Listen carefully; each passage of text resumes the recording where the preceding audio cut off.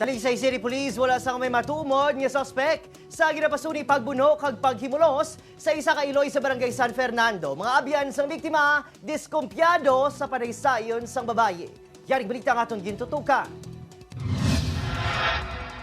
Padayon niya nagapayo sa ospital ang 45 anyos si Alice Glory matapos ginapahayag ginmuno sa tiyan kag paa sa ginapasuni lalaki nga nagtuyo maghimulos sa iya sa isa ka ginapatukod nga balay sa nabukid nga bahin sa barangay San Fernando, Talisay City isang tinalikdan niya si Mana.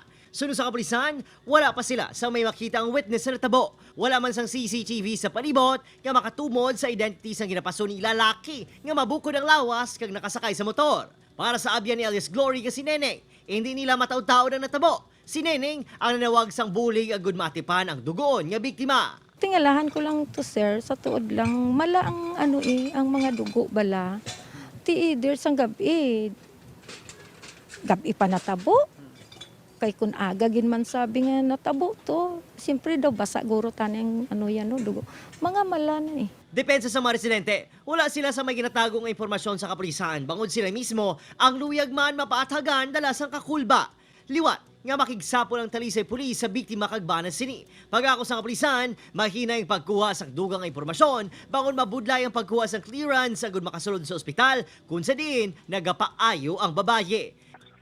Hindi sa kahambal kung nanugid ang takod, pero kung pamangkuton mo sa sir, ang gusto yang ipabuot silingon, nga amo na do, attempt sa nga luguson, hasta sa uli nga nagbato sa, hasta nga hambalyagin las-las ang short ya, kuha ko na sa lalaking kwartaya. Wala sang indication nga may ang balay na disturbo. Okay, hindi pa man na simento ang ang salog, wala na iagi siyang ilang pagdumugay. Inatutukan man sa kapulisan ang anggulo nga posible self-harm ang natabo. Apang ang pamangkot, posible bala nga ang biktima ang nagbuno siya kaugalingon kag para sa ano nga rason. Upod, kay Rinal Gasilio, Adrian Prietos, 1 Western Visayas.